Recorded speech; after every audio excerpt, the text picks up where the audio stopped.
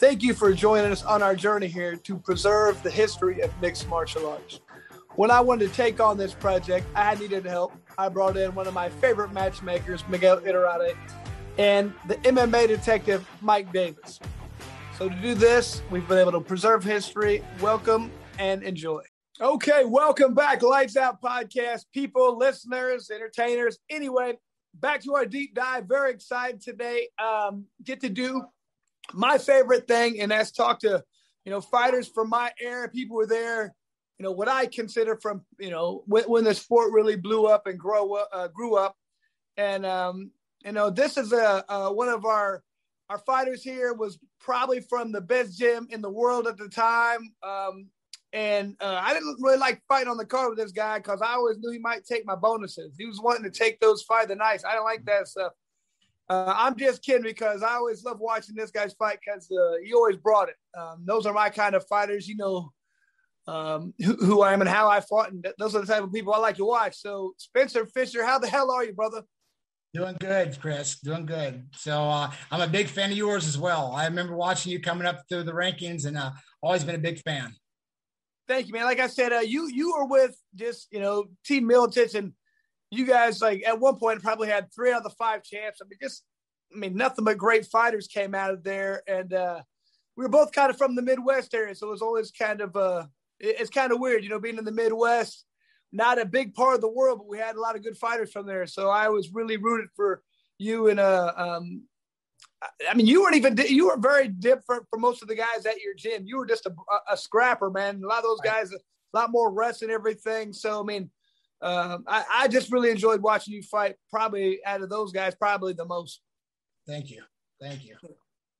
So, Spencer, you made your mark, and the first time you came on my radar, it was when you fought Aaron, and I know that's later on in your career, but Aaron Riley was our guy at Hook and Shoot. So, that was one that we took it, and I think he broke his draw, so it was one that we were like, oh my God, very emotional fight, but I know you cut your teeth before Miletich down in North Carolina and the Virginia area, so I'm going to hand it off to Mike, and we'll start from there. Got it. So Spencer, I know you come from mostly a boxing background, and from what I understand, you started in tough man competitions. Right. But the first recorded fight that we could find was from 1999, the U.S. Valley Tito at the Excalibur Extreme Fight Open, where you've got a no contest against a Mark Despacio. I remember that. Do you recall that fight? And is that your actual first fight that you had in mixed martial arts? Oh, that was my first really sanctioned fight. I had some before that. But that fight, I was getting my tail kicked the whole time. And then the last 30 seconds of the fight, I started getting him in a choke, and he bit me in the arm. And I'm like, he's tapping, he's doing something. And the ref looked at, and I was trying to tell him that he tapped because he kind of baby tapped me. And whenever we kind of broke up, he tried to deny it, and I hit him, and it was just a mayhem, So it was crazy because, like I said, I had the bite mark on me. I had to show Gary Miles, who was the promoter of the show, that I had a bite mark on my arm, and they called it a no contest. So there was a part 2 after the bout was technically over. Is that what you're saying? Yeah, you hit him a little bit at it. Got pretty rowdy. So that's you. Go ahead, Miguel. You're from North Carolina. I imagine you drove up to Virginia for that. Yeah. Well, wasn't it like a decent show? It's 99, so we don't expect much. But I know Rick McCoy was on that card, and I remember that Extreme Count. That was a pretty, sizable show. What'd you think of that? Give us a little scoop on that.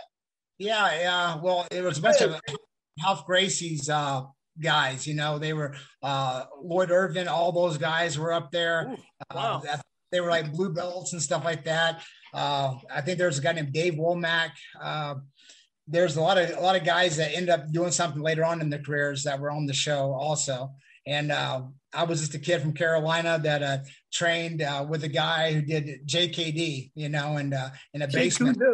Yeah, and did Jeet Kune Do, and went up there, and from a boxing background a little bit, and my wrestling was my kryptonite throughout my career, and it showed that night as well. So they said double leg, and I'm like, I know what a DDT is. I don't know what a double leg. So man, so when you first brought up there that there's some blue belts on the card, you got to understand, people, back in 1999, a blue belt was like a black belt now. You're like, he's a blue belt. I remember there's like 5 in the state of Indiana at the time, so a blue belt was a big deal. But you also talked about that was your first one kind of on record sanction.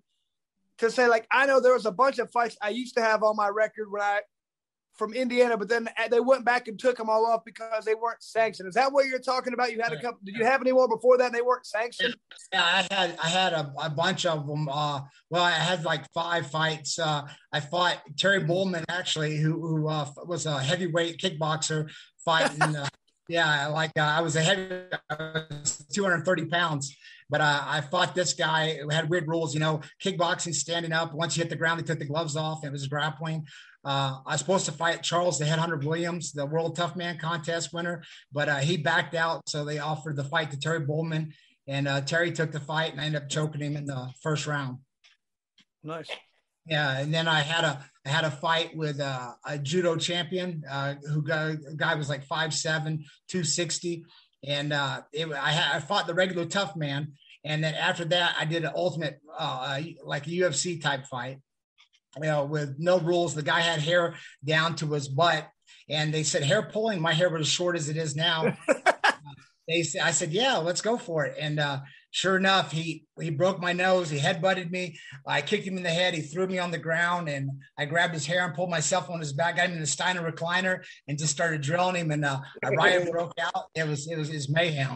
So I love it. Hey, I bet he cut his hair for the next fight. Oh, yeah. I don't think he ever fought after that. That was kind of a one. Yeah, that's another option. Now, we pride ourselves on nerdy questions. You're actually not the first North Carolina UFC guy. You ever run into Roland Payne? No, I never have. No. Okay, just curious. He made it into one of the real early ones from down there, but you're the one people remember. Don't worry, no one else did. That's UFC 3, right? Yeah, something like that. Yep. Oh, exactly. Look at that. So from 99 to 2002, there's nothing on record. And 2002, you're at the Victory Fighting Championships. Victory J, man, phenomenal promoter. Best organization in the Midwest at the time. 100%. Besides Monte's shows and Victory J. So I agree. I mean, besides hook and shoot, clearly, Of course. So you get an armbar victory over Ryan Heckert. Where were you training Brazilian Jiu-Jitsu at that time? Because that's very rare to see in somebody's first fight, like a submission victory like that. Which one was it? For Ryan Heckert, that's the Victory Fighting Championships #2. Yeah, I don't remember. I don't remember that fight. So okay, what I went by. Okay. Now, so, hold on real quick. You said that for 3 years he has no fights. What was going on then? Were you training? Were you fighting? What was it? I was fighting a Tuesday night fights once I went up to Iowa. Oh, is this the time during I was in North Carolina or when I was in Iowa? I'm just saying, like, from 1999 to 2000, two? There was no fight. So there's 3 year period. Did you move to Iowa? I mean, what's going on in that period? I mean, did you train the whole time or what? Yeah, so how I met Pat and those guys is I went to a seminar the day after Jens won the title in North Carolina, and I went there and I met Pat and Jens, and they said, hey, you can box a little bit. I'm like, yeah, a little. And they said, well, if you want to give this a shot, why don't you come up to Iowa for a week? So I came up there, almost quit, and then took my licks and started fighting Tuesday night fights, and I fight every Tuesday night fight they had. Sometimes I'd fight 2 or 3 times in one night. And then I fought Derek Noble, was my first professional fight. That it's not on record, but I triangle choked him. It was my first tough fight. Yeah. Yep. Was this at the Tuesday night fights? No, this was a professional fight. It was my first pro fight, but it was in a Phil Johns show. And okay, so it was a Silverbacks Classic. Yeah. Yep. That was it. Yep. And Jason Reinhardt was one of the judges for the show, and I remember I wore Tim Sylvia's Muay Thai shorts. That tells you how big I was, So how much did you weigh then? What were you fighting at? I was probably down to 210 at that point. So my wife just said 225, but I wasn't that heavy. So I think Noble at that time. You used to fight at 225. I fought it. I was probably 230 at my heaviest, and being 5'7", that wasn't a good build for me. So, but I won 5 tough man contests as a heavyweight. So Noble at that time may have been like a 185 pounder. Yeah. And then he worked his way down to 70 to where you're like 220, 230. When I fought Derek, I wasn't that. I think he was like 185. I was probably like 200. I probably at this time. Wow. Well, your second recorded fight is actually an 8-man tournament. Right. Was that like when you walked into that? I mean, you said, you went to Miletich, you took your licks, man, it was really difficult. When you went into that 8-man tournament, where were you mentally? Because that's not an easy thing to do, especially with somebody with, one recorded professional fight at that time. Right. Well, I was pretty confident, going in, because I've been fighting bigger guys the whole time, and cutting down to 185, I thought was a big deal, and Pat and the guys were like, we need to get you down lower. You need to be fighting at 170. And I thought there's no way I'll fight at 170, but I made the weight. I remember spitting in a cup on the way to the fight in Des Moines or Omaha, wherever it was at. And went in there and I was confident, and I just went in there, and I think I finished everybody in the first round or close to it. You did. You got did you have any like weight cutting experience before that? Because I mean, that's a real, and you were with a group of people who were a lot of wrestlers, a lot of weight cutting. Did that help you kind of understand how to do it, or is there no really helping you until you do? I mean, I've cut weight my whole life, so I get it, but I mean, doing it your first time is different. Yeah. Oh, yeah. It was. Yeah. I remember the first time I really cut weight. Jeremy Horn locked me in a sauna, and when I had to cut the 22 pounds for Sam Stout, I was in there dying, and he just kept his foot on the door. I'm like, please, can I come out now? And he just kept me locked in there. So. That's Jeremy Horn, good corner man right there. You're gonna stay until I say no. That's funny. Yeah. Right. And I hate trying to take over this conversation and everything, but one more thing. You said you were doing Tuesday night fights, and what exactly was that? And what were the rules? This was an Iowa, I take it? Yeah. It was in the Quad Cities. I can't remember if. It was pretty much MMA, just no elbows, no kicking a down opponent, stuff like that. It was in one of Monte's shows, the weekly shows that he had, so. Was it a Monte show or was it like in a strip club? Yeah, both. Yeah, it was, he did Stars and Stripes there for a while, and then that kind of faded out, and then it went to a strip club. Okay. So, but I was out of that by that time. So really, like, you say you're having your first, second professional, like, fights or whatever, but you probably had some experience and some confidence because you've been doing this for a while in a lot of different places. Right. Okay. Go ahead. Sorry. So, hey, dude, this is your show. So you got Dave Grice, you beat him in the first round, rear naked choke, 428. And then you go back and you fight Tim Palmer, where you knock him out in the first round, and you finish up with Adam Copenhaver, who's got to win over Clay Guida, I might add, and you knock him out at 354. So, like, at this point, were you going through adrenaline dumps and stuff like that, or were you able to kind of keep everything cool throughout the whole tournament? I really don't remember that part of it. But I was always nervous. I was always pretty scared, pretty like uptight. Everybody would say I looked so ready when I got in the ring at the fight. I was pacing back and forth. But the problem was when I stood still, my knees shook so bad that I had to keep pacing. So that was I was like always scared to death. So that's probably not a bad thing. It's probably not a bad thing to be. And every once in a while, like, combatants will enter the cage. Like, Chris, you kind of have you have a really good relationship with Joe Riggs. sometimes you meet people in the cage and you form like an incredible bond that it never goes away. And on March 6, 2004, you fought Josh Neer to a split decision. The relationship that you guys formed after that fight, like he was in your corner every single fight after that, and you were in his corner, I think 90% of his, after that bout. Would you mind kind of taking us through what took place in that bout and kind of what formed that bond?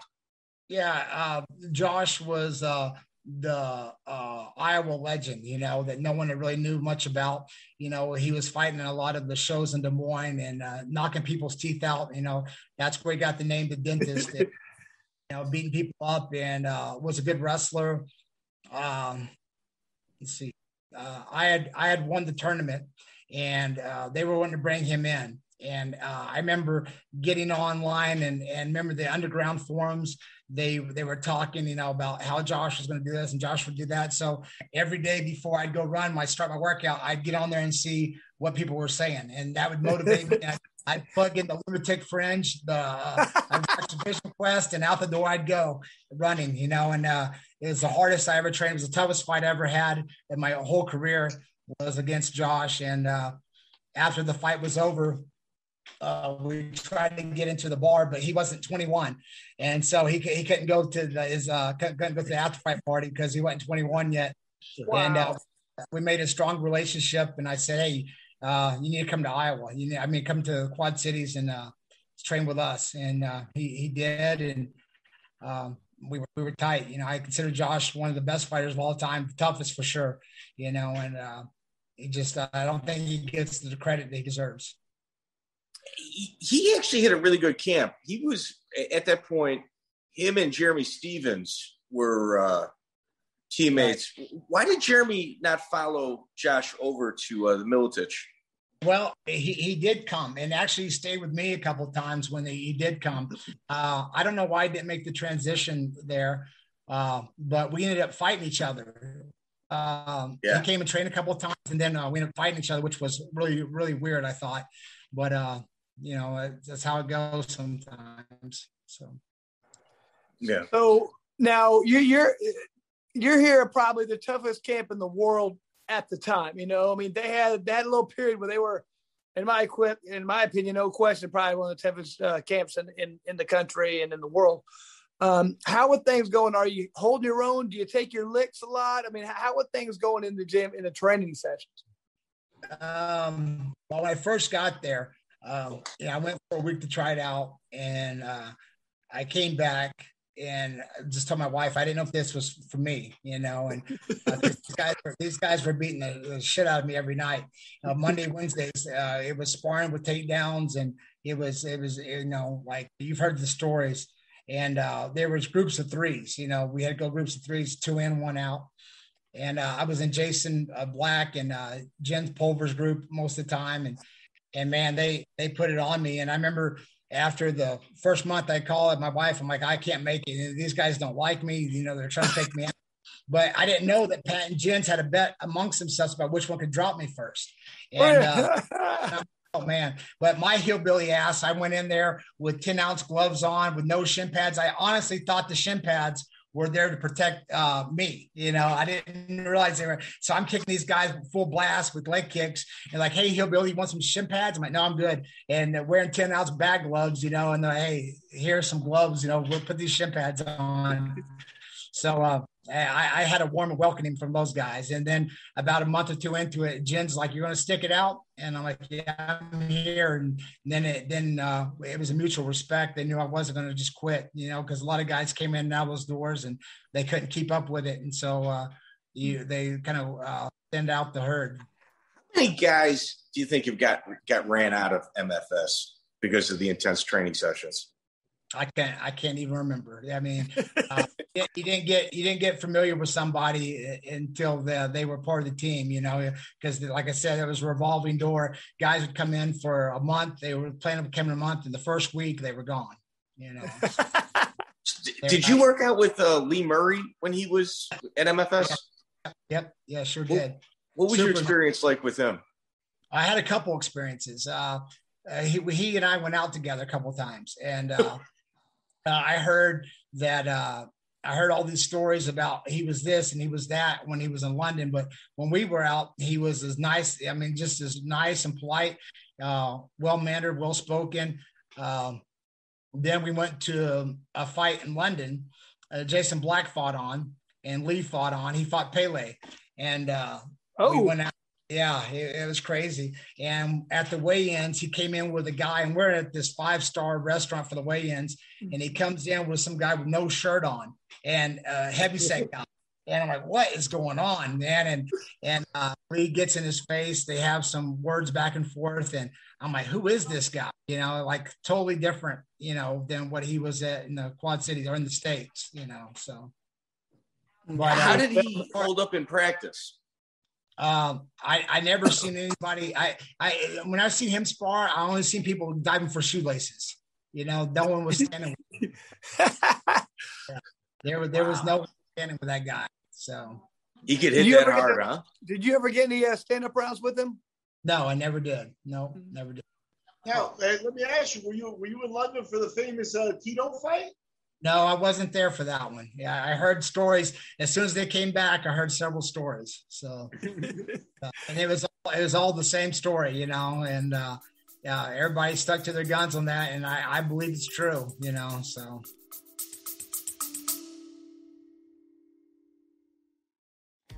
What was it like to be a sports writer? To be there for historical moments and unforgettable performances? Oh, there are stories. I'm Todd Jones, recovering from 30 years as a sports writer. Join me on Pressbox Access. You'll hear from some of the best reporters and writers of the past 50 years about their experiences with the greatest athletes, coaches, and sports events. We tell stories behind the stories. Some we've only told each other. And there's some laughs, too. Let us buy you around on Pressbox Access.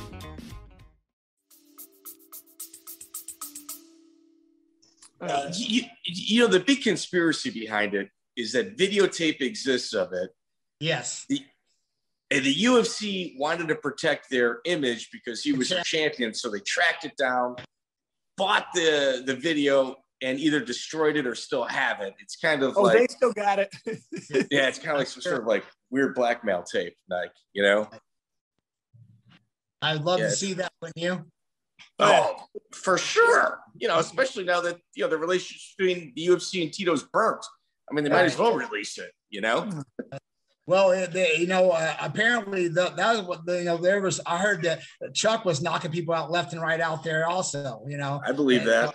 Yeah. So I heard there were people getting dropped all over the place. So, man, Chuck's one of the few guys ever he could be backing up in a fight and hit people and knock them out. So, you know, he's got power. If he's hitting somebody in a bar fight, he's knocking them out of it.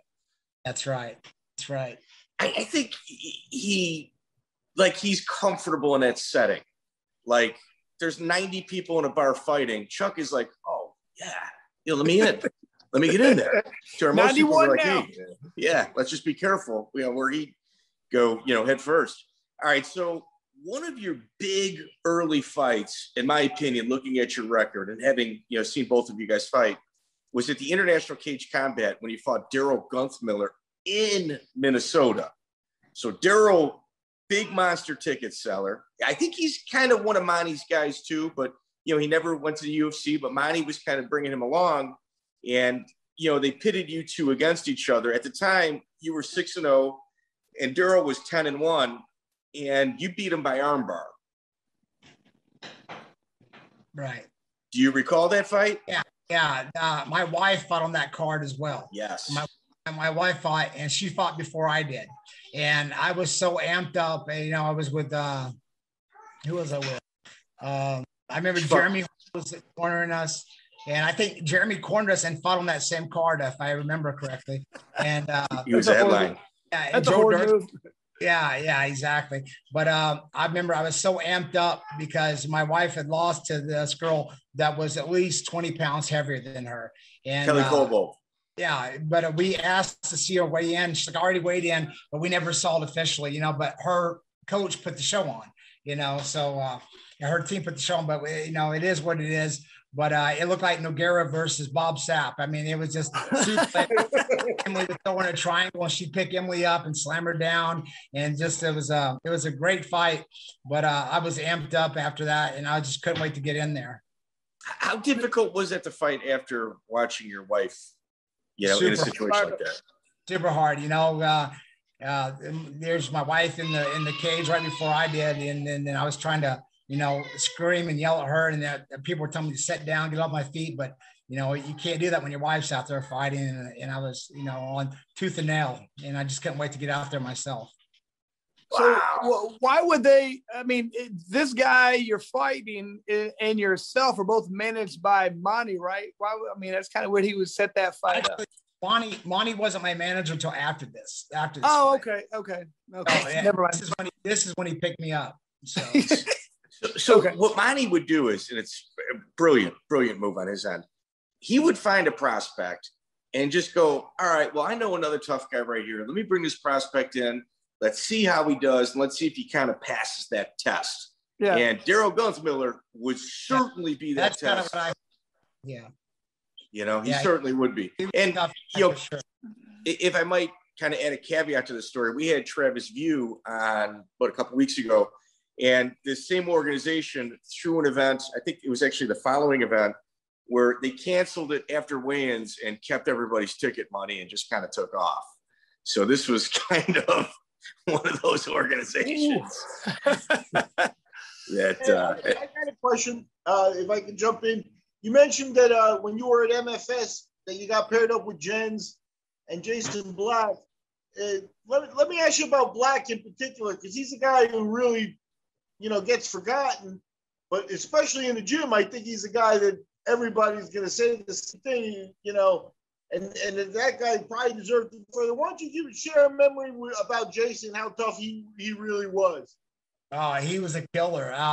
He had a job for the train track. He worked with the railroad, and he would come in there and we would do his workouts. We'd run the stadium, and he was just a grinder. Just an absolute grinder. And I seen him fight, according for a fight against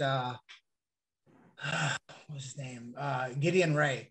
And at one point, Jason got mounted and was punching him from the bottom on the bottom mount, was trying to punch the guy back up.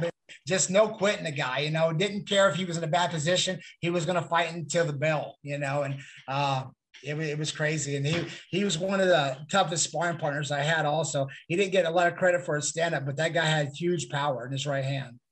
So that Gideon Ray fight took place at the Hammond Civic Center, and it was dominated the first two rounds by Jason Black. I think it was like the last minute of the third round where Gideon somehow got mount. Yeah. But Jason thoroughly handled Gideon Ray in that bout. I was there. I think that's where I first met you, Spencer. So, we're looking through your record, and we always try to find like those fights. I think it was your first loss actually, and it was Carlo Prater at the Freestyle Fighting Championship in Mississippi. And, we started this interview with you talking about, wrestling was kind of your weakness. That's why you moved to MFS. And the difference between Carlo Prater's wrestling is it was all upper body takedowns, which is certainly something that you probably weren't seeing much at MFS. Am I correct when I say that? Right. He was tie tripping me. He was finching me and body lock throwing me and just sweeping me, and I just watched that video like 2 days. I've never seen the fight before. And I just watched it a day or two ago. And one of my students had showed me, but he was in control. It was a tough fight. I was expecting a stand-up war, and because he trained with Eves, but it's MMA. It's not a kickboxing match. So, and he just was able to take me down. So, I just we interviewed Carlo. That fight wasn't up when we interviewed Carlo, and I'm like, man, I really want to see it. And it popped up a few days later. I think what happens is, Carlo has been around a lot, much like yourself. I think he read that it wouldn't be good for him to stand with you and took you down, but he figured that out immediately and just kind of kept it on the ground. Like, I think he realized he was in danger. Do you know who was ring announcing that night? I have no idea. Big Poppa Schnake, your buddy. Oh, that's right. Yeah, that's right. That's the ones who gave me my fight name. Really? Did he really? Yep. Sure enough.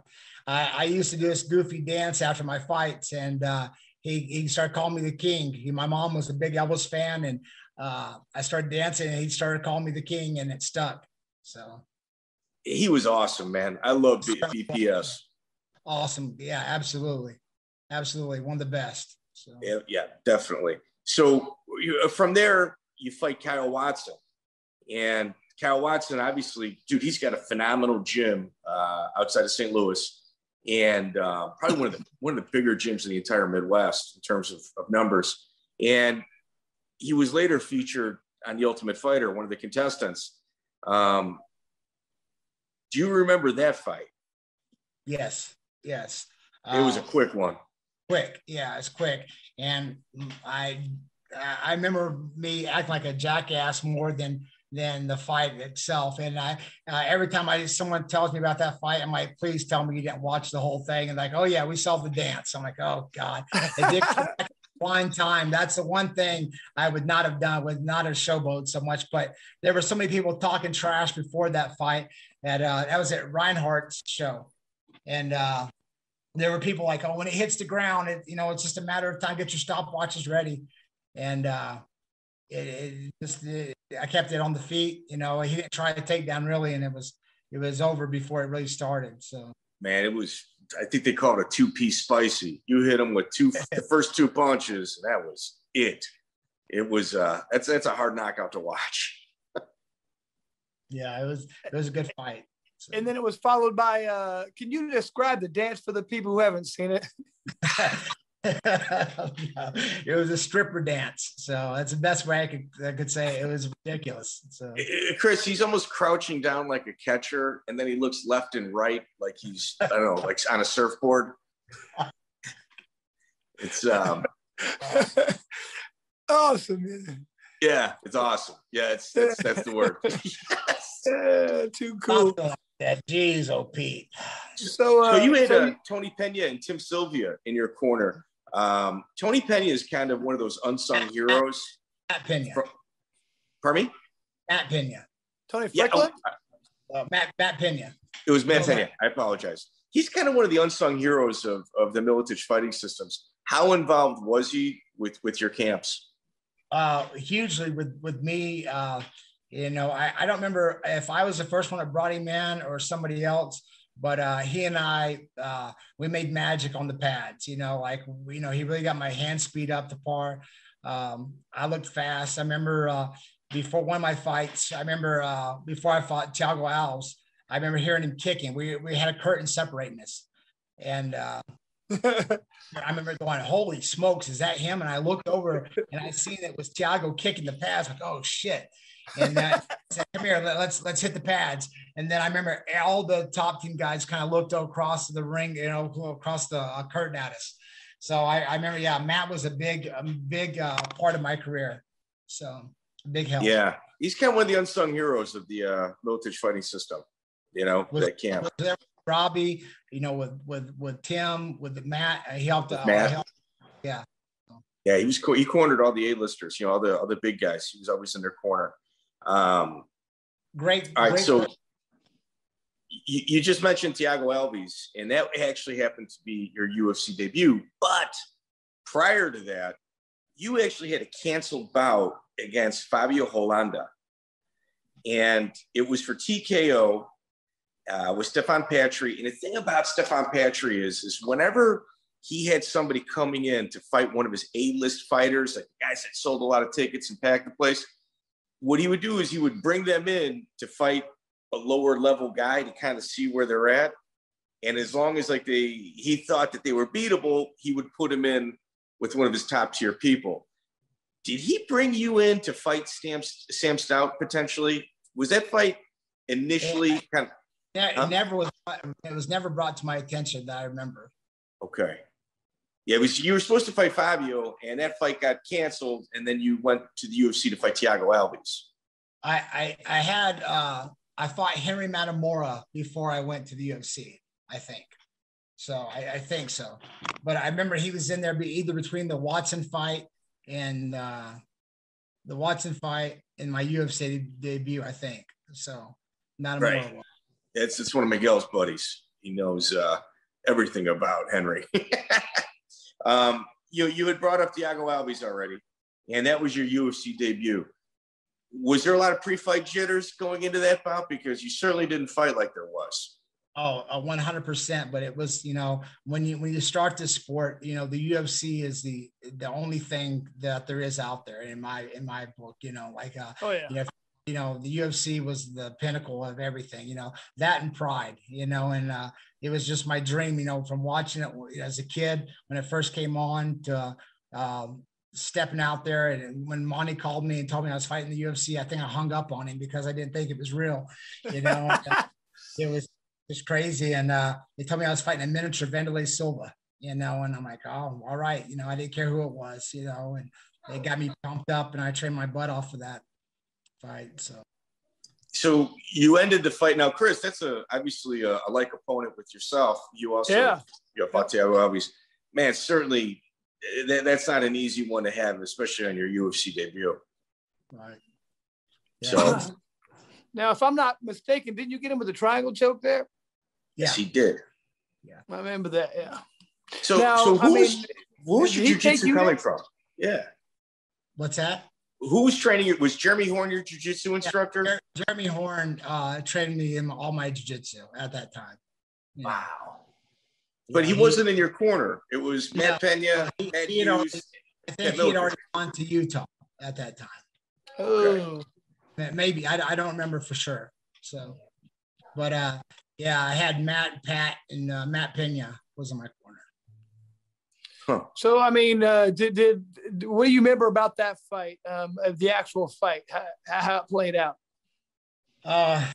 Man, it just, I remember, like I said, I remember him kicking before, and it just made me nervous. And then Matt Pena had me hit the mitts and got me more focused. And I remember Matt Hughes, Thiago had to walk first, but we walked through the dressing room, between the curtain. I'm like, they're going first. Like, yeah, let's go. And we kind of bullied our way through them. And then they're like, all right, Thiago, you're up. And they had to walk back by us. And it was just mental warfare, kind of thing. And we went out, and I just tried to be first and fast. And I tried to take it to him and not give him a chance to let him get a chance to get his kicks off. So did he kick you within those leg kicks?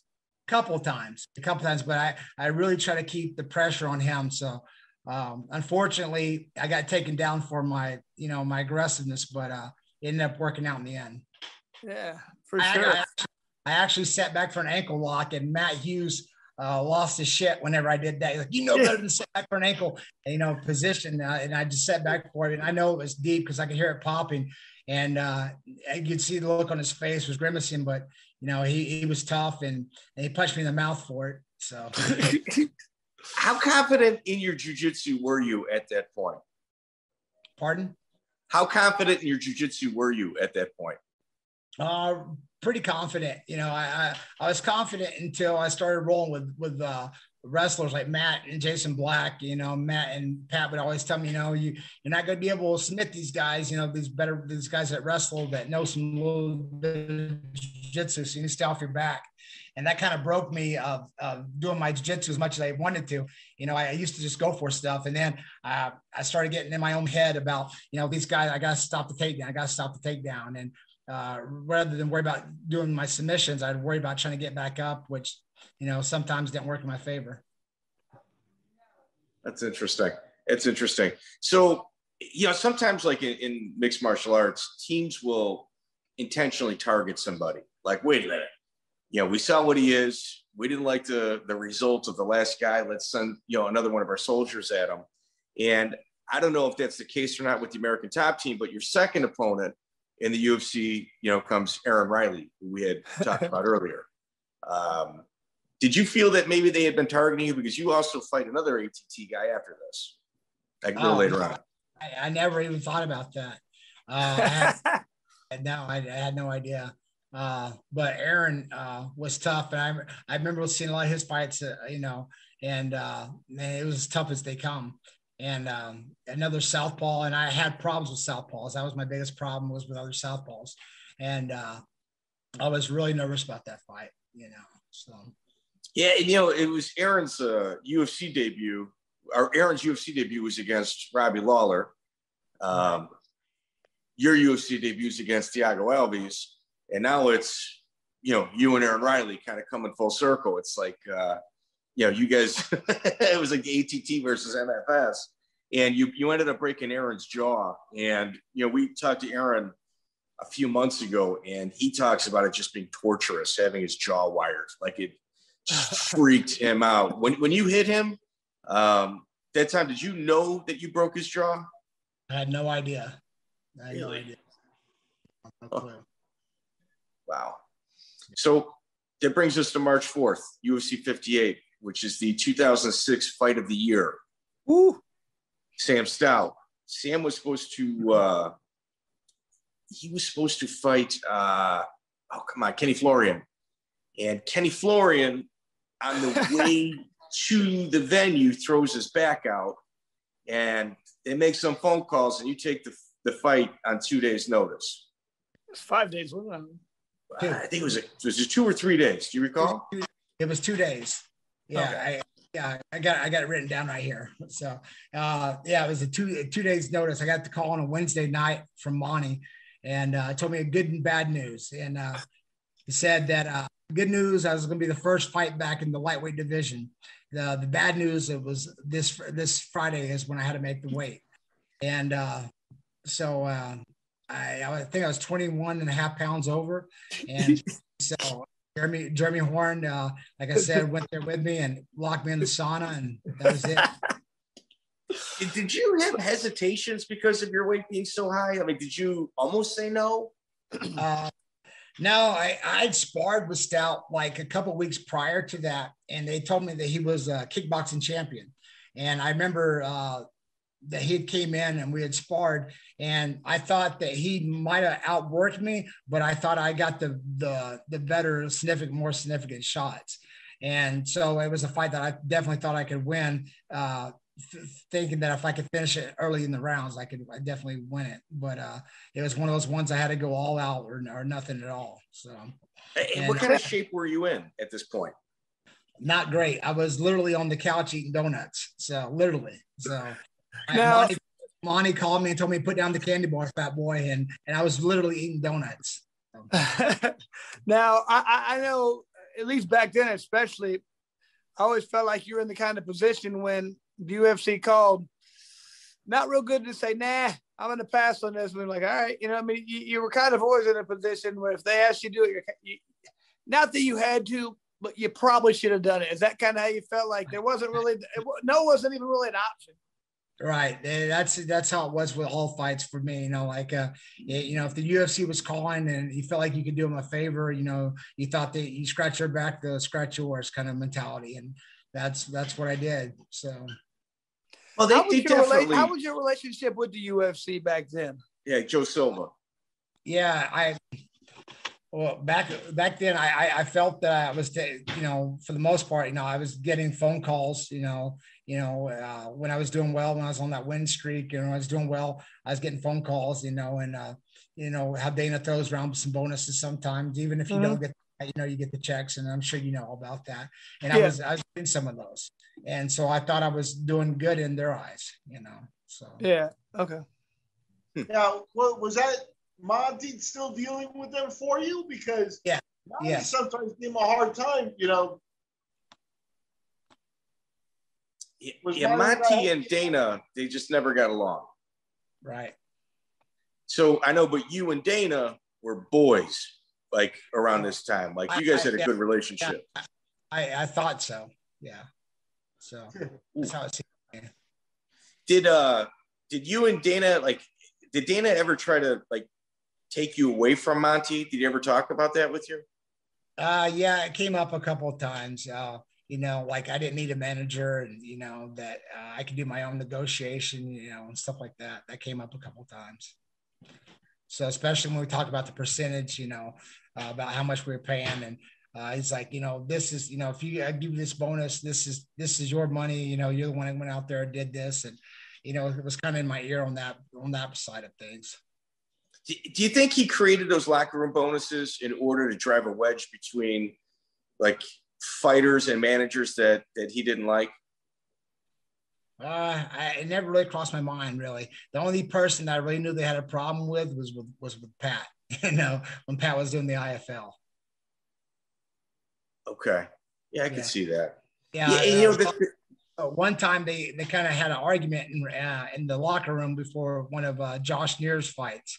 I remember Dana came in how he greets the fighters, and there was no pleasantries between the two. So, that. So at this point, I'm assuming, did you spar with Sam Stout in Iowa, or was it over with Jeff Curran in Crystal Lake?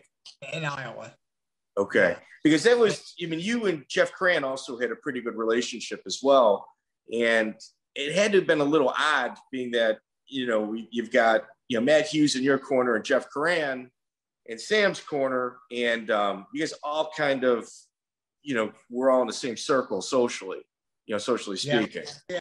It was a little uncomfortable, but Jeff, I didn't really train that much with him. I trained more with Bart than I did with Jeff, actually. But it is what it is. It's nothing personal. It's just business. And we made a hell of a fight, 3 times. So, it was obviously a split decision. And if I told you that Cecil Peoples scored about 29-28 for Stout, would you say you may have won the fight based on that? Based on that information? I know. Of course, I'm biased, but I thought I won that fight. I was on top of him when the bell went off in the second round, and and then I just walked him down in the third round, and he picked me apart. But I definitely thought I won the first 2 rounds. Real quick, I've lost like 5 split decisions in my career, not really winning many of them. So I had to, I think maybe just because of that, I came up with my own theory. I'm like, you know what? I'm never really going to care what 3 people who've probably never been in a fight in their life say about my fight. You know what I mean? So I usually try to say, it's whatever I think happened. That's all I really care about. So the only problem is you only get 1 check. That's right. Kind of sucks. But but besides that, yeah. So what 3 people say probably never been in a fight, couldn't care less, man. I don't even know if they understand what's happening. That's right. So your next scheduled fight is supposed to be against Jason Chambers, who is a local Chicago guy. I think he's living in Florida now, working at the Hanssen Gracie schools. And he pulls out, I think he got injured, and they filled the spot with Matt Weeman.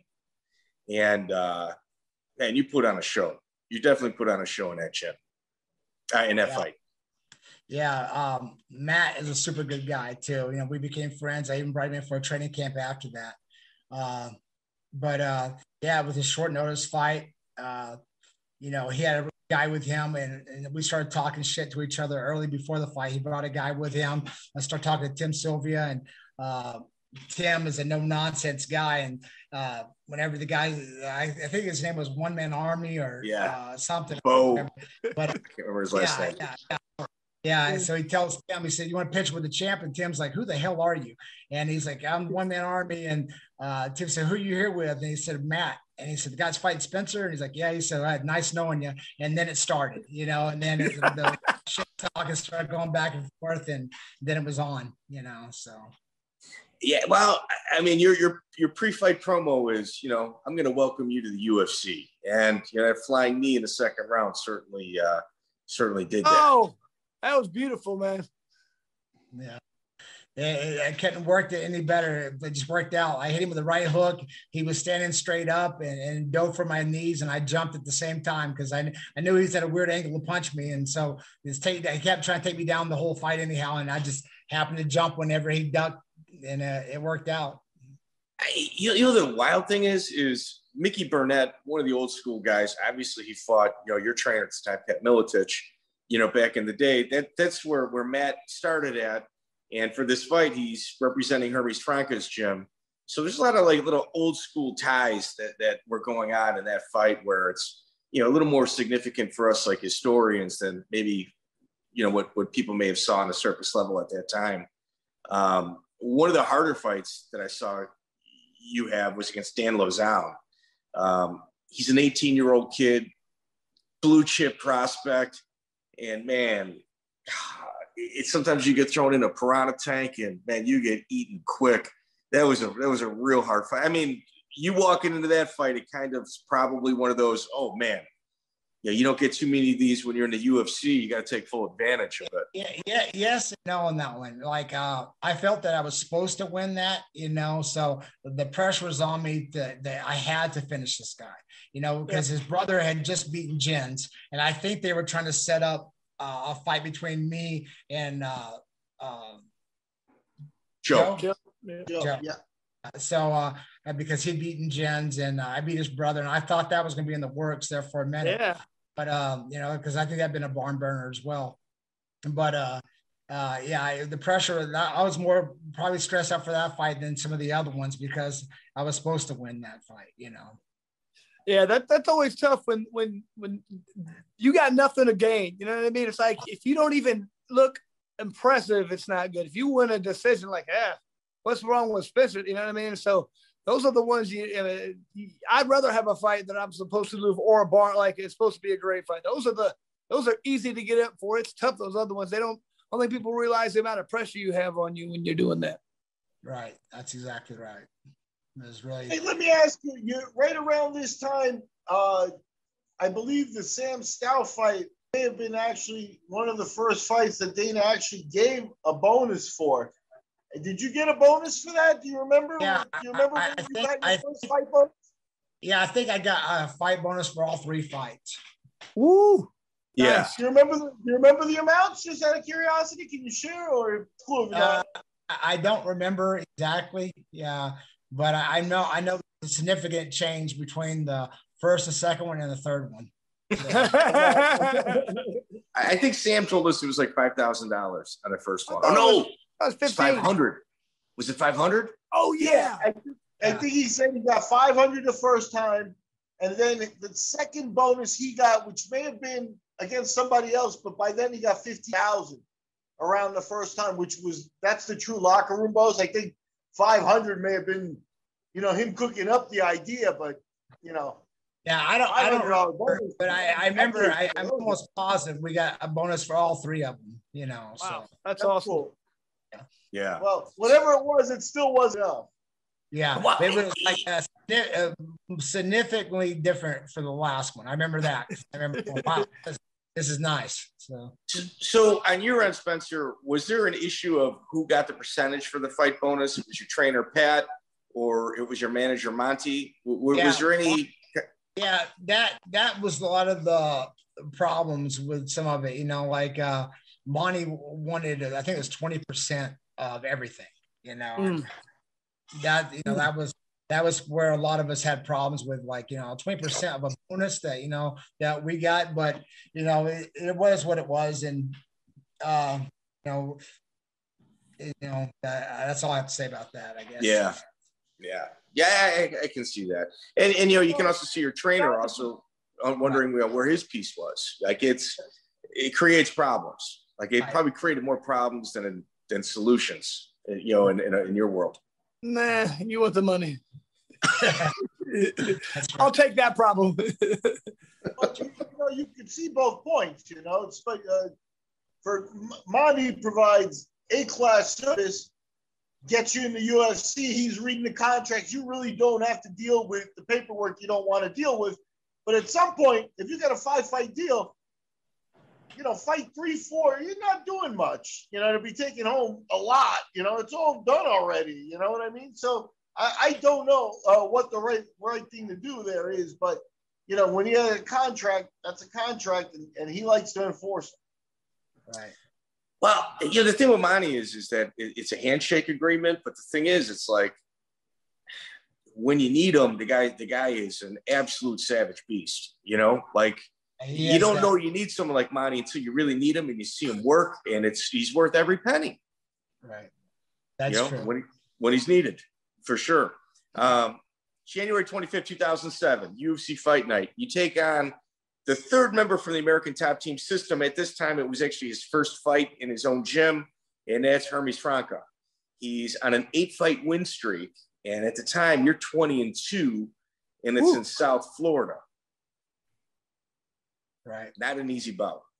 No, that was that changed my life, that fight did. Really? Yeah, completely. Yeah. Like he TKO'd me, and it was the last time I ever tried to walk a straight line, and I wasn't able to after that the rest of my life. Really? Shit. Now, I mean, describe what happened in the fight exactly. Well, I mean, yeah, it was for title contention. The one who won the fight was going to fight Shark for the belt, and he won. He fought Shark for the belt, but going into that fight, I was confident. We knew he had that big overhand right. My hands were up, and it came right over my left hand and caught me. And the ref stopped it, and I thought it was Hermes. I was still trying to fight, and it was a referee, and I got Jorge Alonso was a referee. What's that? Yeah. And I get back into the stands with my wife, and the main event was coming on, and I'm like, oh my God, I got to fight. And she said, no, you've already fought. And I had no idea that I fought. Yeah. I had no clue that I fought. And I was trying to beg with her that I had a fight still. And she said, no, you already fought.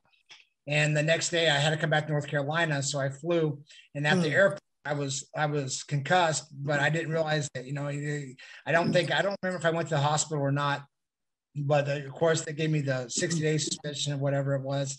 But I tried to walk a straight line in the airport, and I couldn't. And, the straight lines in there, and I tried to do it. And the last time that I actually tried on my own will to do something, and I remember my balance was shot. And the next time that I tried to do that is when I realized I had problems. The thing about that fight is, Spencer, like I've literally watched, 90% of your bouts. Anything that I could find, I've watched. And you had something happen to you in that fight that I had never seen before, and that's you hit a cardio wall. Like you had talked about Sam Stout, in your bout against him, where you took it on 2 days' notice, and your cardio was still in peak position, and you fight Hermes Franca, and you got Josh Neer in the middle of rounds, I think it was rounds 1 and 2, telling you to pace yourself. Why do you think you had cardio issues in that fight? I don't know. I don't remember a whole lot about it, to be honest with you. I don't know if I've ever watched 1 or 2 times ever. So I don't remember a whole lot about it. I just remember the after effect, he hit me hard. So. Yeah, now let me ask, because, we do want to get into this subject with you. And now this is the first time in a fight where, like you said, it changed you and stuff. But, yeah. I mean, at MFS, in the practice session, you said, you're probably one of the guys that got back up a few times, maybe when you should have stayed down and kept at it, kind of thing, and then your wife has been with you through your whole career. Like, at what point is that? Like, how was it? I have been very worried after this. What did you go through personally? A lot of depression. She could tell my mood was different. My speech started to slur a little bit more. And I know it's hard to say off of one fight, but that's when we started noticing. She started noticing personality changes. And it was, of course, been accumulation of everything, but I think that one fight in particular really marked things off. Started a gradual downward slide for me. So like Miguel was saying, I mean, not that Hermes doesn't hit hard, not whatever, but I mean, you'd almost have to think. I mean, you've been in some wars. You think it was from like the Sam Stout wars, or do you think it's more from the training at the gym? Because I mean, you got to be thinking you're there for years, and every day is almost like a fight. Maybe I don't know. Is that accurate or not? Do you think a lot of it was the training? Yeah, some of it was training, but like we had wars, but I was never out to try to kill anybody in the gym. Maybe a couple of times there were some guys came in. But yeah, you weren't. But were they hitting you? Were there people coming at you like that? It's amazing. There's been a few times that we've had some big, gym wars, big fights. Of course, me and Jinsey got in there and got to it, and people said they'd pay for the price of admission just to watch spar, and because we were throwing bombs. But it's probably just accumulation of everything, to be honest with you. But having you leave it all, you feel like you got to prove yourself when you're in the cage, and you want to, the last thing you get is that pep talk, from Dana. And at the end of the day, people, you fight for the fans, but you're also fighting to keep your job. So, yeah, I mean, I know I talked to, you hear some people now, and they're talking about how they do very little sparring and they are really careful. I'm like, myself, the only way I felt like I knew how to fight was to go in there and go as hard as I could every single day at the gym. So I that's one of the reasons I wanted to quit, because I was like, you can't do this for so long. The brain and everything, you're going to have problems eventually. Do you feel like do you wish, or do you think, do you wish you would have fought smarter? I just don't know how to do it. And I know I can't train and fight. I have to go hard every day. That's the only way I know how to fight in the gym. Were you more that line? That was my early mentality, and then I met Anthony Hardonk and Jeff Jocelyn, and they completely changed the way I trained, more Dutch style pads, hitting the gloves, and live sparring rounds like that, smarter, not harder necessarily. And more focus on actual technique rather than just getting out there and beating the hell out of each other. So, but getting in there and fighting is the only way you learn how to do it, So in order to prepare for war, you got to be able to, you got to have those scenarios. So yeah, let me ask you, because I actually had to check, and you mentioned Hermes Franca. You're in the UFC for the rest of your career, and Hermes, there are a lot of fights after that. Like, at any point, were you trying to hide it from the commissions, or at any point did you actually sit one of those doctors down and go, look, I'm feeling a little banged up at times, or my wife knows this, or, how was it? What was that process? Never. It never came up. I didn't realize I was having issues. She did, and she would make me aware of them.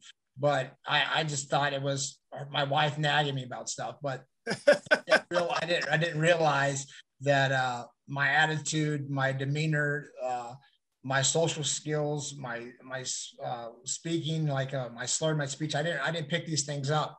Other people did, but I was too hard. This was my job. This is the way I provided for my family. So yeah, that was it. I wasn't going to say nothing about it. It was just what it was. I didn't realize it was an actual problem until my last fight. Now, let me ask you too, did anybody, they weren't asking either though, or were they? Did they ask you any type of questions along those lines? Because I think one of the things that has to change is that the fighters and the commissioned doctors have a little bit of adversarial role where you're trying to get approved, you're trying to, pass tests and stuff, and all they really care about sometimes is the paperwork.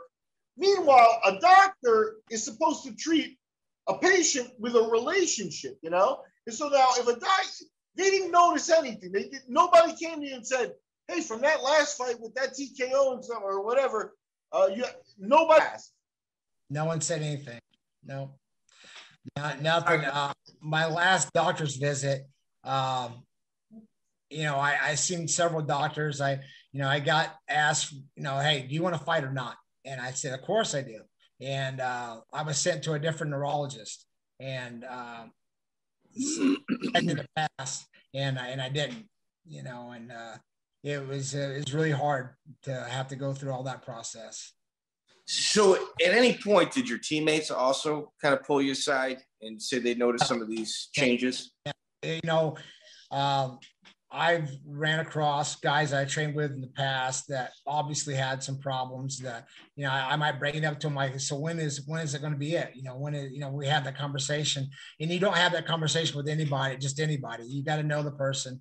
And that's a tough subject to come across, and especially if they have a fight coming up, that's the last thing you want to be, something negative in their ear. And no fighter wants to hear this. And that's a problem. And it's a tough conversation to have with anyone. Wow. Hey, how many times did you pull up to the MFS, pull up in your car and just look at the building going, man, another session? Like it's just, you didn't want to be there. Yeah, man, I was really close to quitting when I first got there.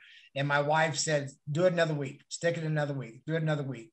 And that week turned into a month. And I'm like, well, I'm here, but after taking the beatings, I was like, man, I don't belong here. These guys don't like me, and it was just a trial and error, and when I stuck it out there, then it wasn't long before I started putting out my share of beatings too, So after the Hermes Franco fight, how many fights did you have after that UFC? Wow. I don't remember. Well, Chris, 5 months later, I'll count them up here while you guys keep talking. 5 months later, they put him up against Sam Stout for a Sam Stout Spencer Fisher too. And like we kind of refer to that trilogy. We've talked about this trilogy several times on the show. It's kind of like the Gotti Ward of MMA. You've got your Canadian Arturo Gotti, and you got your guy from the United States, Spencer Fisher, and there's just you found each other, and it was just a matchup that man, millions of people have enjoyed watching it. That's for sure. Do you remember the second fight? Like, how difficult was it for you to accept taking that? I wanted it from the very beginning. After the fight was over the first time, I wanted a rematch immediately. I wanted to have a full camp for it. Yeah, of course, like anybody would. You want to get that back. And when it was offered to me, I said absolutely. And we just happened to be the main event for that fight night, and I trained harder for that fight than I have any of the previous ones. I was really, it was all or nothing. I wanted to get that back and show that I could do it. Now, they obviously wanted that bout. You obviously did too. Was there any discussion about maybe going outside of your contract for more money because it was a main event, on Fox? I didn't know anything about that at the time. I wasn't aware that I could negotiate for more money. I just left that all in the hands of Monte. Yeah, it's like one of those fights where you're like, yeah, of course, Monte says that you were peeing blood after the second bout. Yeah, I had some issues, I had a hard time walking. I was having a hard time. So now it coincided with Jens Pulver and BJ Penn fighting. So it's kind of like your camps were, neck and neck. I'm sure those sparring sessions or those sessions over at MFS were particularly brutal around, gearing up for that bout. Right. We brought it. There was professional boxers that came in to help us get ready for those fights. Also, I sparred with a lot of smaller, faster guys because I wanted to, keep my speed up, and I thought that'd be the key to victory was to be first and faster. So your right eye, it got busted open pretty bad in this bout, and in the future bouts, it just continued to open, again. Did you walk into this fight with an injury? Because it almost looks like you kind of glued your right eye shut. I have for the Josh Neer fight. It came up and I got it sewed up in the backseat of a car by one of my students 2 days prior to the fight. He put 6 stitches in, and we took it out before the commission, and they were poking on it like, how long did it go? This happened. I'm like, oh, it's been a month. Don't touch it. And they were pushing on it, but it never came open during the fight. It never came open. And then when I fought Josh, you look at me the wrong way and I bleed, but I got a buckle on that eye now. I have I got a detached retina. They put a buckle on it. So, where did that happen at? Did you detach retina? That for the Brazilian guy, not Hermes, the other Brazilian guy when I fought. God, I can't remember his name. Tavares. Okay. Hey, let me jump in here. So, after the Hermes Franco fight, your wife and you report like the first time, like that's a marker for some of the head trauma. Right. Now, Sam Stout comes right after that. How did that part of it manifest itself after that fight? Because you heard some of the physical, like the eye, peeing blood and stuff like that. But this is right afterwards. As tough a fight, if with the exchanges, maybe harder on you. So talk about that. What your wife see? Was there more concern, or were you still? Well, I was coming off a win too, so I just took it with a grain of sand. That you're coming from the highs of the high, and you're not paying attention to it that much as much as you normally would. I just knew I was beat up, but I didn't nothing stood out more than any other time other than the Hermes fight mainly, and towards the end of my career. Spencer, there were some crazy power shots landed between the two of you guys. In fact, in between rounds 1 and 2, your buddy Josh Neer is, you can hear him audibly on camera begging you to take him down, and you wouldn't do it. You couldn't. You just wouldn't want it. You couldn't. You could take him down, but I don't even think you even really attempted. You're no. I remember specifically. I didn't know how, because I could see the Teletron in my face, and I'm like, "Is it close?" And it's not even close. I'm like, "Man, he's kicking my ass!" Like, no, you're beating his ass, and I'm like, "What?" And I just couldn't believe it, but I thought, hell, if I'm doing that well, I'm just going to keep on doing this, and that's how it turned out. And after the second attempt that I tried, I said, "Screw this," and we were putting on a hell of a fight, and I felt that was okay during the time. So, it's that fight lived up to the hype. It really did. You guys kind of came in there with a reputation from the first bout. You got a full training camp, and I think out of all the fights that I saw that I watched of yours, man, that was one of the most complete fights I've seen of yourself, and you were just on. That was my best performance in the UFC by far, I thought. So, did you ever work out with Sam? He said he did, remember? Did you guys ever work out with a Team Tompkins or anything like that? Did you ever work out with those guys? No. Only when it came into that one time. Yeah. So, I mean, did it surprise you? Like you said, you weren't able to really walk straight lines afterwards. You weren't quite the same, but you put on one of the best performances of your career. I mean, did that kind of throw you off? Damn, how'd that happen? Yeah, that did come up actually. When you're coming off the loss, the last thing you want to be, because back then, 2 fights, 2 losses, and you're out. You can be. So I put all that to the side and just got my ass back to training as hard as I could. Yeah, I think that, again, I don't want to harp on the same subject here, but it really is not the UFC's problem. This is a problem with the boxing commissions, and that it's really, if they're overseeing it, where is the oversight here? If somebody's saying, because if you ask Spencer to take care of his family, get his job and stuff like that, but there should be a doctor, because look, if you don't walk a straight line, they're taking tests. This should show in some way in the MRI or CAT scans. There should be something there that tells the doctor, ask this question. And it doesn't happen. For 5 years of tests after that, nobody asked that question and said, looks at his first test, looks at his last test. There's no relationship with the doctors. It's adversarial. They're trying to get through the test. They're trying to fill out the paperwork. But there's no real relationship with the doctor who's actually caring for the guy. That's the quintessential problem here. I can't believe he had a dozen fights after the Hermes Franca fight. Well, I think where the point of contention is, you've got an app on your phone where if you leave your house, you got to let USADA know where you're going. But then when it comes to collection of medical materials, like Miguel had just addressed, well, that's on the fighter. We can't touch that. There's HIPAA laws. It's kind of like they're treating it like a buffet.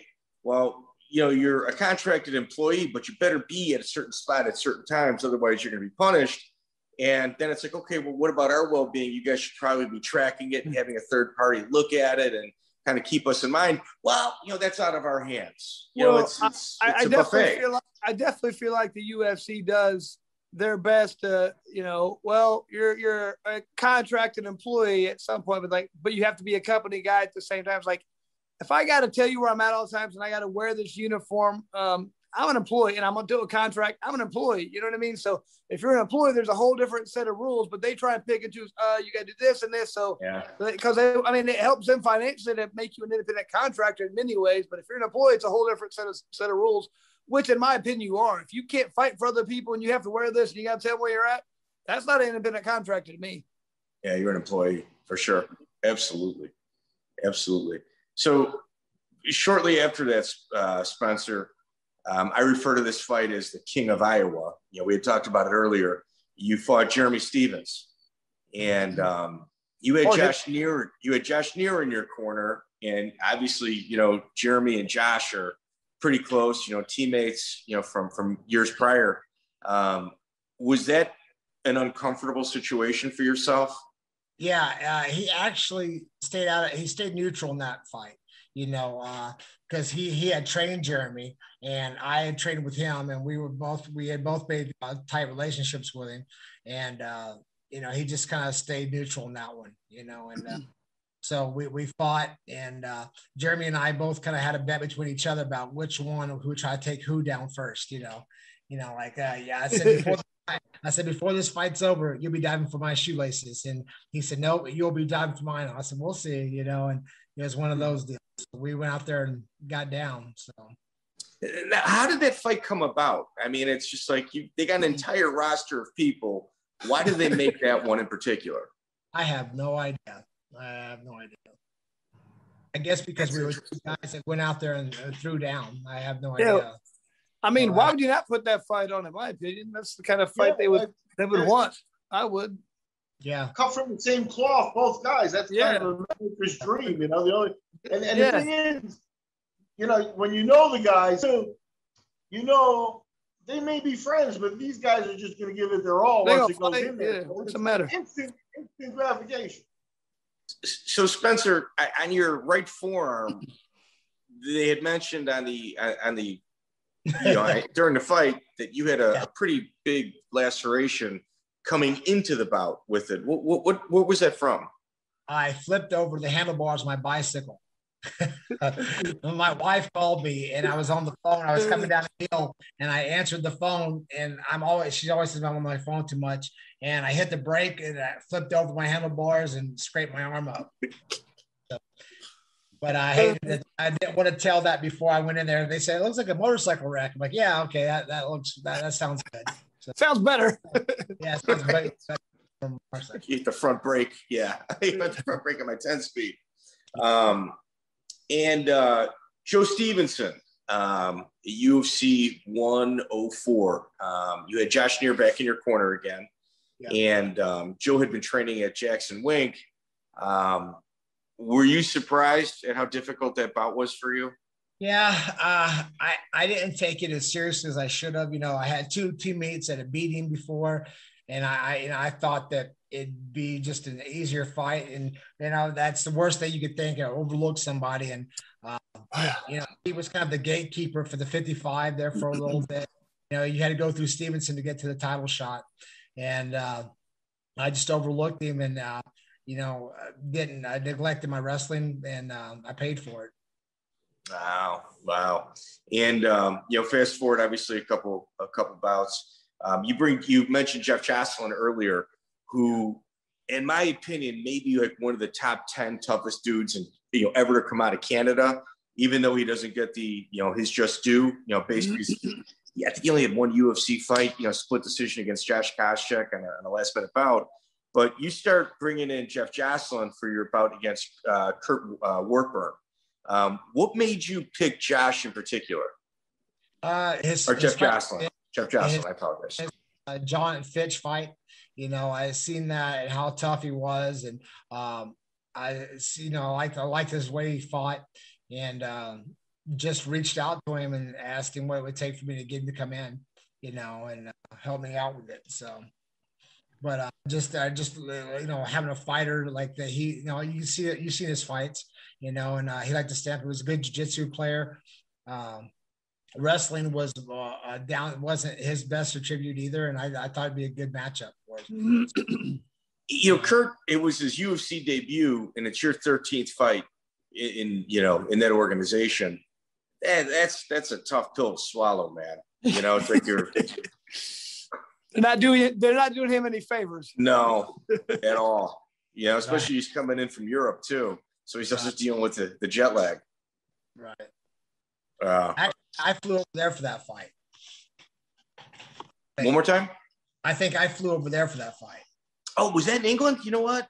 It was in London. Come on, Mike. Figure it out. It's embarrassing. Mike, come on. So we had Monte on a few months ago, and he had said, the right before the Sam Stout trilogy kind of came into play, that you two had parted ways. And it was, in his words, partly in part due to the fact that he opposed, the third fight taking place. Who did you pick up as a manager after you had departed with Monte? Mickey Dubberly. Okay. And how was your experience with him? Yeah, good.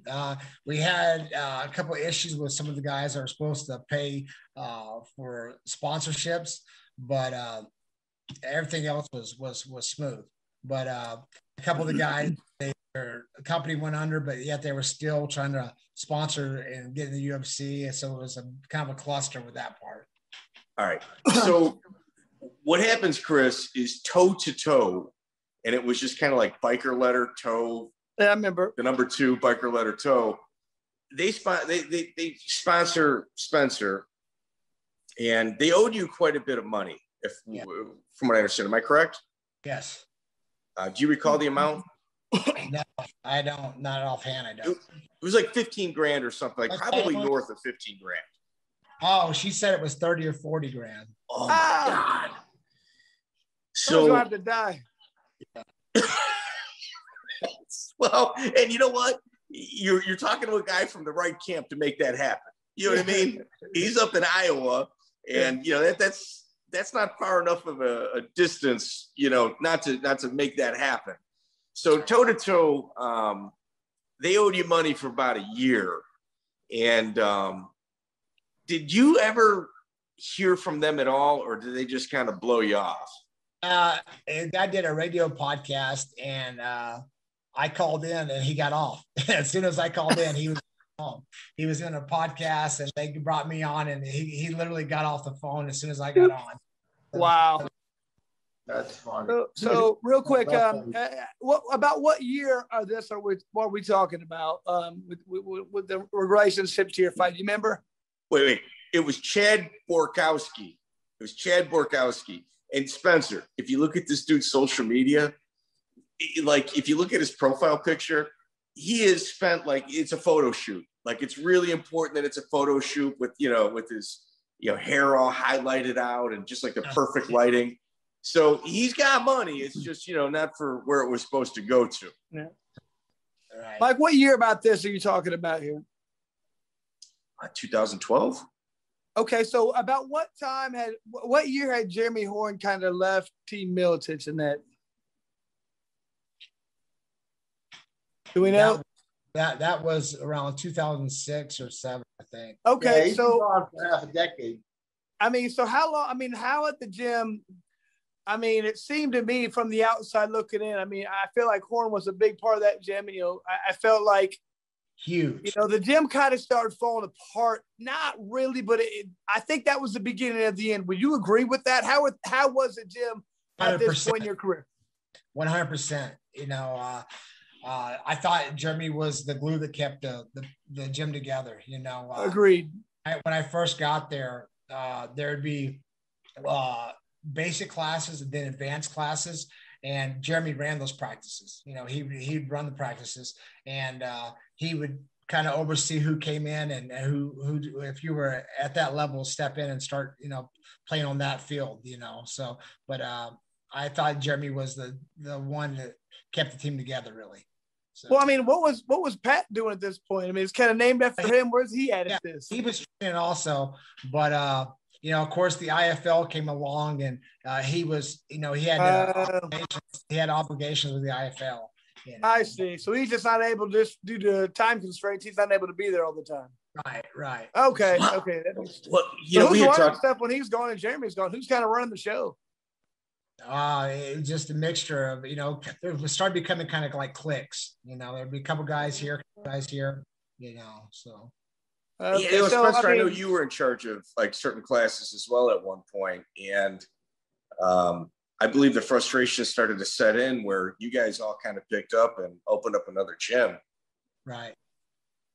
Yeah, that's a shame. And like if you kind of look at like the migratory patterns of fighters, you had all these guys on top of the hill right here, kind of chopping the legs off of the new guys. And like you even said, I mean, Spencer, at one point, you probably had the best hands at 155 in the UFC. And, your words are, man, I barely made it. Like, I barely made it through the gauntlet. So it's like, I can't even imagine, like, the decent fighters that showed up there that didn't make it. And you don't have that new crop. That new crop kind of left, elsewhere, which is never easy for any gym to grow when that's happening. Right. I mean, it's kind of a rough place. Now, I had also read that you took the Gracie challenge and that you won it. Is that correct? No, I did not win. No, okay. I took the Gracie challenge back in 97. I was 18, and I drove from North Carolina to California, to Torrance, California. What? And, yeah, me and my girlfriend at the time took off to go to California, and my cousins were there, and we went in, and I was under the impression that if I did a good job, I would represent them. I was Gracie 100%. And I went in, and they had me fight 3 different guys. And I actually fought Joe Pardo was the first guy who I fought. I don't even remember he fought in the UFC back in the day. He fought he fought somebody back in the day, but and he had a reputation being the doorman guy at the Torrance Academy. Sure. I forgot you were heavyweight back then. Never mind. Go ahead. Yeah, well, but not at this time. I was like 185 at this time, but still not 185. But I just got housed. And then the third fight that I had, I got beat 2 times by 2 different guys. And then the third guy, they called it a draw, like after 15 minutes. And those tapes are out there somewhere because they had a video rolling and everything. So wow. Well, you did the Gracie challenge. Mike did the Pepsi challenge once. So what? I said Mike did the Pepsi challenge. Sorry. I mean, if it's a 15-minute draw, I mean, was the tide turning? Do you think they may have called it early? Yeah, I think so. Okay. I mean, it's kind of, no one's ever won a Gracie challenge. We're also, the arbiter of when the bout ends. I mean, it's kind of hard to win that. Yeah, the videotapes are out there somewhere. So I remember there's probably 50 or 60 people in there in the auditorium in the Torrance Academy upstairs. I still have pictures of it. They told me no cameras, no videotapes, but I, being a hillbilly, I snuck one in, and I'm a huge Hicks and Gracie fan. He's my favorite of all time, but he was not there, and I wanted to go home once I found out he wasn't there. I was ready to get out of there. But how long of a drive was that? Oh man, like 3 days. Yeah, 3 days. So 3 days. He's not here. We're leaving. Did you drive right to the gym, or did you at least get a night of sleep before you took the challenge? No. My cousins are police officers out there, and I stayed with them when I was out there. And that's cool. Yeah, they try to get them to fight. It was crazy. So it's nuts. So I got a quick question for you. I hope I don't screw this up. You said you drove out there with your girlfriend. Is that the same wife later the girl before? No, okay. I'm sorry about that. Go ahead. Young kid. So yeah. So Spencer, we talked about if there was any issues in this podcast, we edited it. We just got our first one, and it's on our end, not yours. So you used to sometimes you got to make ends meet, and you take odd jobs. And you used to bounce at a bar, and I had heard, I think you had told me that you had gotten stabbed at one point. Is it? Yeah. Is that? Yeah. Yep. This guy was long story short. I had to throw the guy out, got him out of there, and we were supposed to wind everybody down, and he had a box cutter, and he ended up stabbing me, cutting me open from the stomach up to the chest. And but I was trying to be tough. I'm like, I need to go home. Like, you need to go to the hospital. I'm like, no, I'm good. But I hadn't looked at it yet, and I tried to be tough. And once I seen it, I could see my lower fatter intestine coming out, and I started flipping out, screaming like, oh God, I see the bright light. And I had one of my buddies take me to the hospital, and it was crazy. So one of the guy that we threw out, his buddy actually had a gun on him too. The other guy, it was insane. So was this in Iowa? No, this was in South Carolina. Yeah. So, yes. Was there jail time involved in that? Yeah, or was his dad, the guy's dad, owned an apartment complex or something like that, and tried to call me and settle with me outside of court because he didn't want me to take his son and like take everything they had, but I didn't go that route. So no, young and stupid. No. So you handled it yourself? Is that what you're saying? Allegedly. Yeah. That's probably, sometimes that makes you feel the best. I didn't attack him or nothing like that. I didn't beat him up. I should have, but I just let it go. So I'd be like, I'm living in this apartment for the next 3 years for free. Yeah, that's right. So. And Spencer, there's still time. Like there's still time. Something like that doesn't go away. Yeah, the scar's still there. Yeah, it's still there.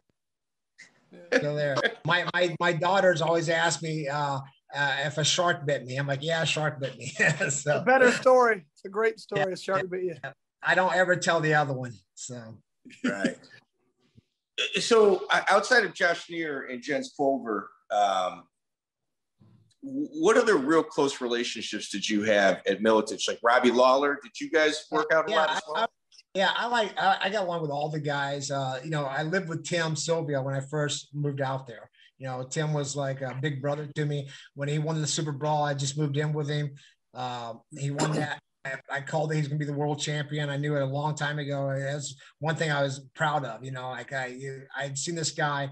We got there around the same time. He beat me there by a couple months, but the work ethic that guy had, being a big guy, not very coordinated, but finished all the workouts, would just get housed by Steve Rusk, some of the other monsters there, and he never quit. He would just work and work and work and work, and he was someone I always looked up to, and when he made it, I knew I could make it too, because were you at that Super Bowl tournament?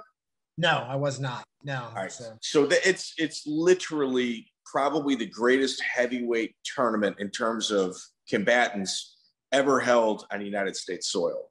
Like it's a 16-man 2-day tournament. I mean, they had some issues that kind of fell apart because they didn't have alternates and stuff. But I think they had 10 guys in the tournament that made it to the UFC at one point, including Ben Rothwell. Wow. So, I mean, and Tim looked absolutely phenomenal. He looked like a machine. And Travis View was in it.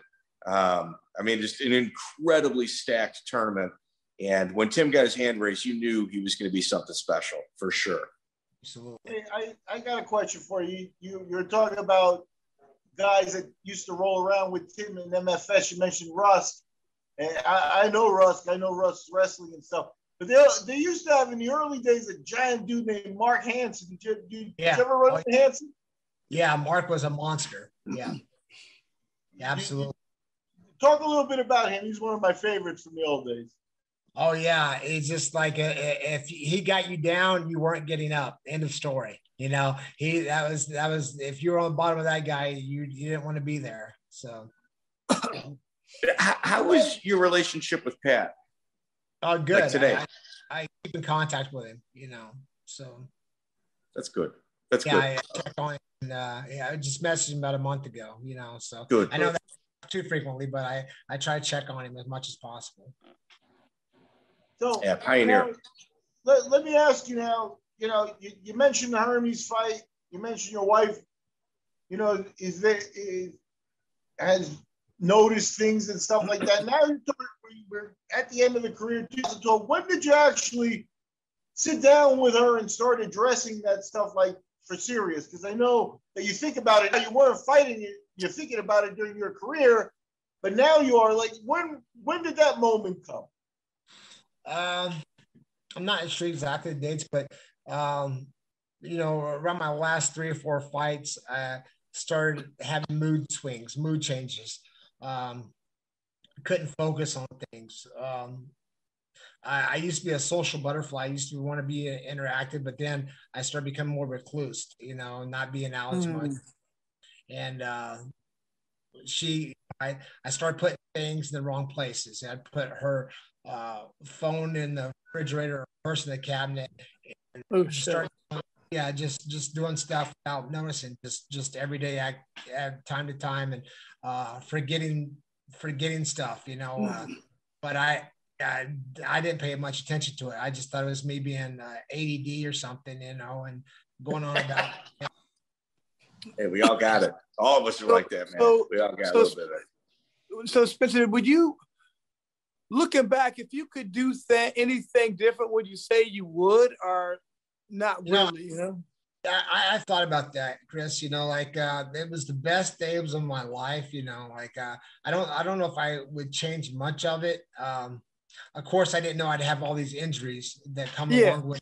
When you fight, that there are risk and involved. Like I got a buckle in my eye, I got a torn shoulder, neck surgery, like all this stuff. But that's superficial stuff. But my memory, I have to keep a list of things now that I have to do. I have to have daily tasks or chores, or if I don't have something written down, then I can't keep up with it. I get confused. Like if I don't have things down, and I get lost in conversation sometimes. So it's important that I have things written down or that I can keep up with, so every day, the day is a little different. So, to me, you sound fantastic, but are you doing certain type of, Mike, you probably already got these questions. If so, just stop me, but are you going through different kinds of therapies, or what are you doing to help right now, brother? I do I did singing lessons, trying to get my speech better. I play the guitar, I try to stay something active. I go to the neurologist like 3 times a week, two times a week now, Emily. Yeah, I see the new neurologist like twice. I see them more frequently now. So are you well, I want you to sing something for us, but we'll do that later. But hey, just a recommendation. I don't know if it helps, something to look into. I know something I've done in the past is a hyperbaric chamber. Just something to look into and think about. It kind of helps in certain ways. So I don't know, just something that helps push oxygen in different parts of the brain and whatnot. So okay. How many concussions do you think you've had? Pardon? How many concussions, if you had to guess, do you think you may have had? I have no idea. I really over 100?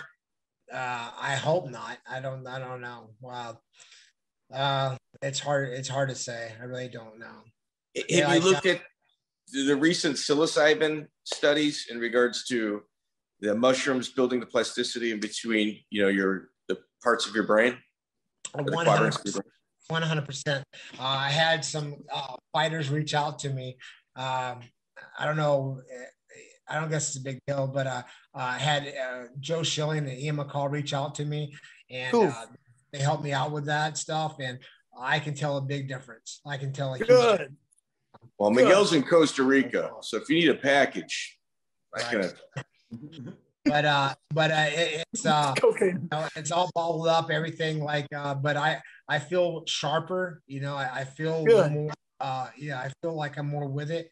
I'm always trying to try new things, to be a little more sharper, a little more focused.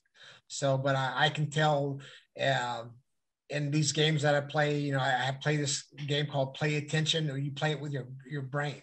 And I think that's helped a lot. So my scores were significantly low when I first started, and now they're getting higher. So wow, good for you, man. I don't know if there's any truth to it, but I've always been for the past many years trying to do like these Sudokus, crosswords, all kinds of different brain puzzles just to make sure, just to help keep stuff going in the right direction. So it sounds like what you're talking about. On a different note, real quick, guys, I apologize if I'm talking and my phone goes away, it went dead. So I probably got about 8 minutes left. So listen, whatever.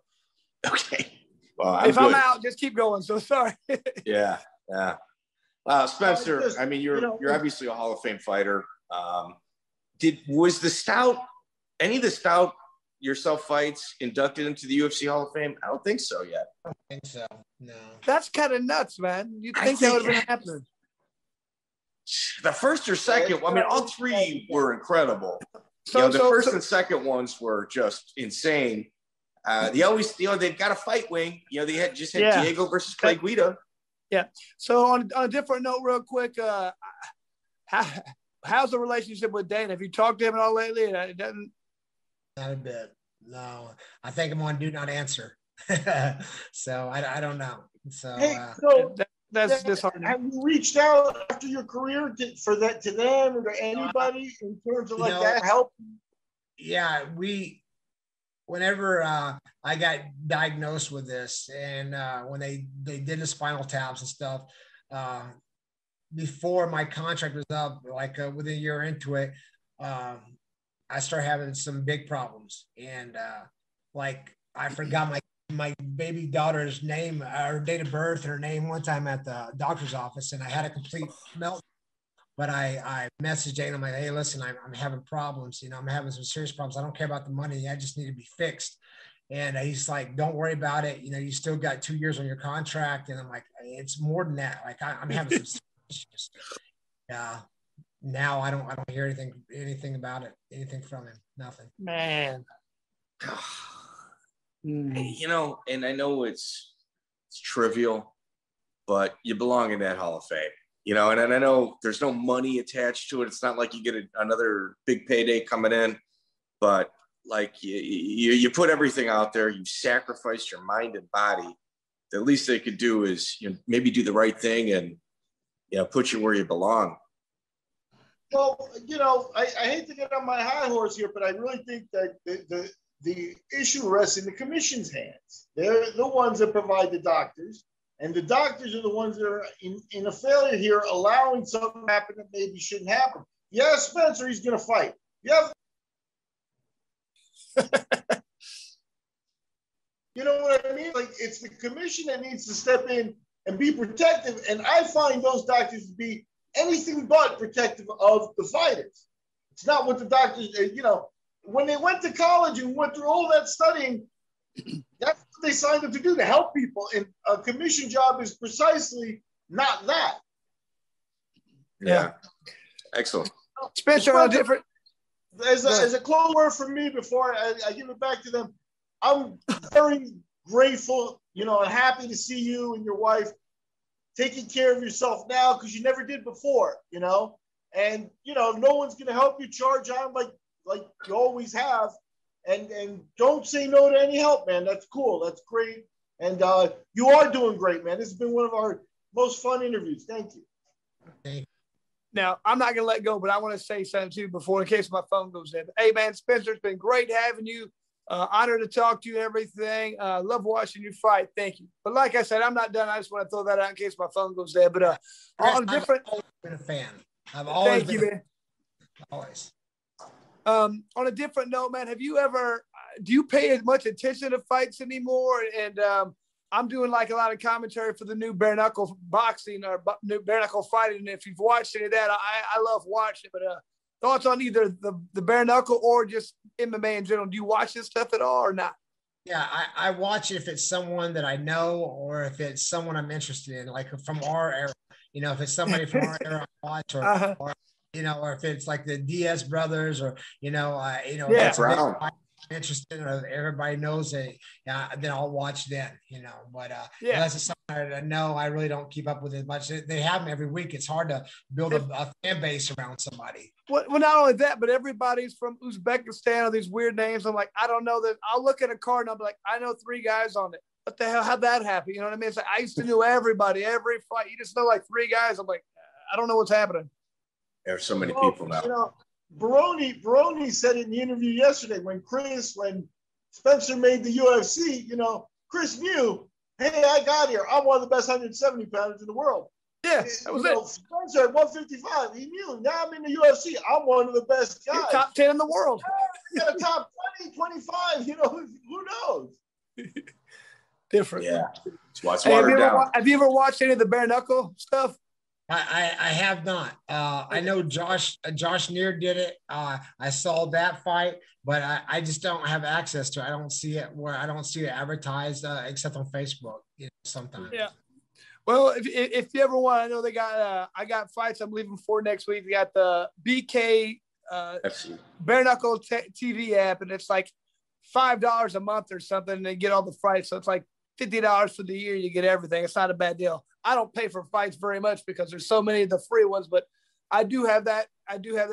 You got a hold of me about the other day, Mike, didn't you? About the bare knuckle MMA thing going on. Yeah, George Masvidal just put one on. That. I thought it was pretty rotten, but those bare knuckle fights are a lot of fun. I think you'd enjoy it, especially they're fun to watch. The bare knuckle boxing really is fun, I think. So, gotcha. Good. All right, you want to get this? Let's wrap this one up, Chris. Hey, like I said, Spencer, really appreciate your time. Thank you to you. Thank you to your wife for helping us out. And man, if you ever need anything, there's anything any of us can do for you, don't hesitate to let us know. And like I said, always enjoyed watching you fight. Thank you for all the hours you gave us. Appreciate it, man. For sure. Thank you, guys. I appreciate it. Thanks for your time. Thanks. Yep. You good, Spencer. Take care, buddy. Check out the full interview on iTunes, Spotify, and all major podcast platforms.